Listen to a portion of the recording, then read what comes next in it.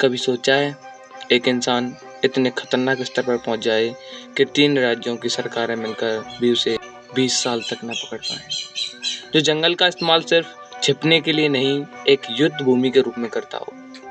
वो था वीरप्पन, चंदन तस्कर, हथियारबंद गिरोह का सरगना और कुख्यात हत्यारा। आज हम आपको दिखाएंगे उस इंसान की असली कहानी जो एक क्रिमिनल नहीं, एक साया बन चुका था और जिसे खत्म किया गया भारत के सबसे गुप्त ऑपरेशन में, ऑपरेशन कोकून।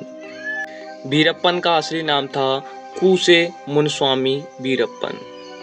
जन्म 1952 में तमिलनाडु के एक छोटे गांव गोपन पलायम में हुआ।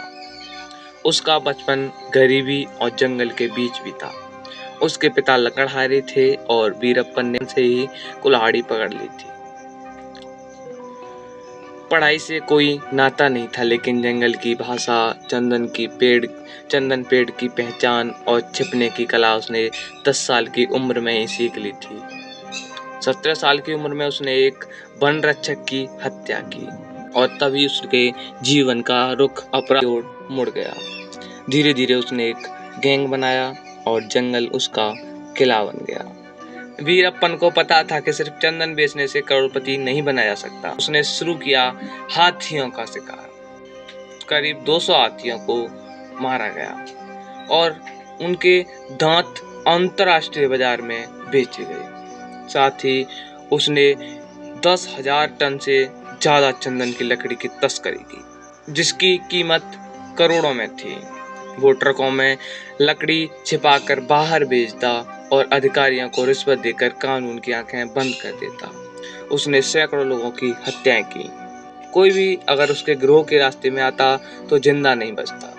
अफसरों के सिर काटकर वो जंगलों में लटकाता था ताकि सीटीएफ डर जाए।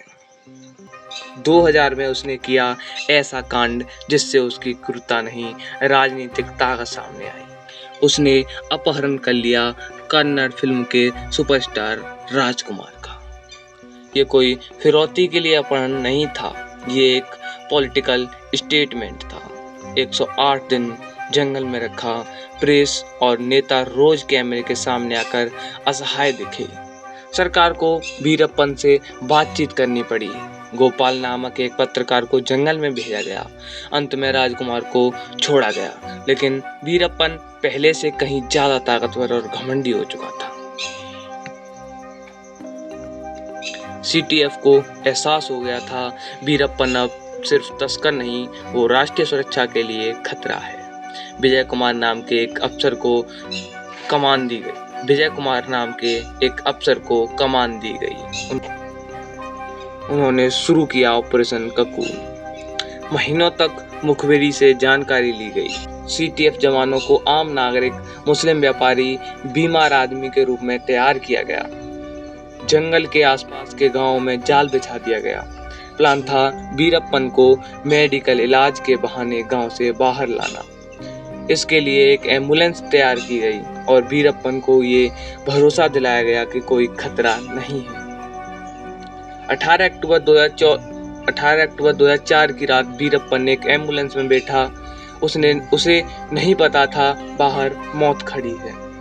जैसे ही एम्बुलेंस जंगल से बाहर एक गांव के पास पहुंची, सीटीएफ ने हमला कर दिया। चारों तरफ से गोलियां चली। वीरप्पन और उसके साथी बाहर निकलने की कोशिश कर रहे थे, लेकिन सीटीएफ पूरी तैयारी में थी। 20 मिनट के अंदर जंगल का शैतान मारा गया। शव को मीडिया ने दिखाया। लोग बोले अब जंगल चैन से सांस ले सकेगा और ऑपरेशन कोकून बन गया भारतीय इतिहास का सबसे सफल गुप्त ऑपरेशन। वीरप्पन मरा जरूर, लेकिन सवाल जिंदा है, वीरप्पन जैसा अपराधी जन्म से बनता है या बनाया जाता है। आज की वीडियो में बस इतना ही था और चैनल को सब्सक्राइब करो भाई, क्यों नहीं कर रहे हो? 10 सब्सक्राइबर का बोला है, वो तो करवा दो यार, प्लीज करवा दो, है ना।